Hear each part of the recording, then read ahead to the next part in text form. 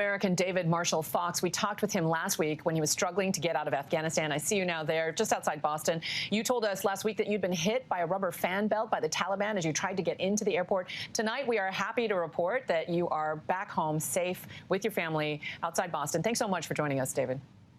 Thank you for having me. Well, first of all, welcome back to the States. What's it like to be back on American soil? It's really, it's obviously a big relief to be here. It was an extremely stressful, 1 week where we were in Kabul when the Taliban were in control. I personally was, uncertain about how much risk we actually faced from the Taliban, but there was a lot of pressure from my family members, from my friends, and from officials that I knew in the U.S. government who said that, potentially, things could get much worse, and the situation was really too unpredictable for me to be there safely with my family. After all the chaos and the violence that you endured at the airport, what was it like going back and having to get through onto that evacuation flight? It must have been terrifying. So my experience being successfully evacuated was much different from my first attempt to get into the Kabul airport. I was contacted by an Afghan-American friend who had received an email telling him to be at the Ministry of Interior, Southeast Gate, between 10 p.m. and midnight to be evacuated. I had not received this email, but I was fairly certain that I was qualified with my family members to also be evacuated. We rushed to do our packing and we headed off to the Ministry of Interior. And when we got to the Ministry of Interior, we realized that this was not like our other experience trying to get into the airport. In this case, the Taliban were in control of this Ministry of Interior gate.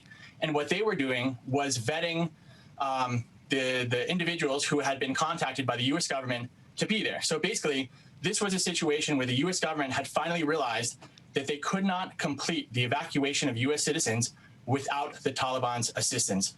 So these two entities, the U.S. government and the Taliban, had coordinated with U.S. passport holders and green card holders and immigrant visa holders to be at this gate where the Taliban was actually conducting the screening of documents to see who was eligible. You were gone only 24 hours before two suicide bombers took the lives of 13 servicemen and scores of Afghan nationals. What was your reaction seeing the suicide bombing there at a gate close to where you had been just 48 hours before?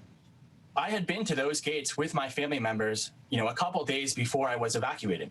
So I knew how dangerous it was. Those gates were too dangerous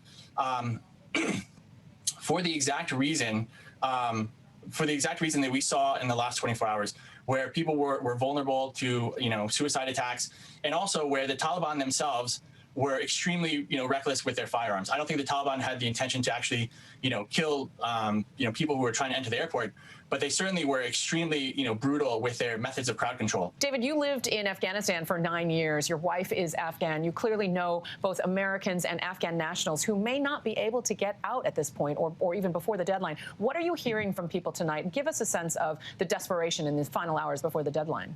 Even some of my employees who, my company was just a small agency that produced photo and video content and did some market research. But my employees were terrified that just working with an American would mean that they were, marked for death by a Taliban kill squad. This is what they believe. Now, we don't know what's going to happen, but we do know that the Afghans that were left behind are in mortal terror right now. David Marshall, thank you so much for your time and for joining us tonight, and welcome home.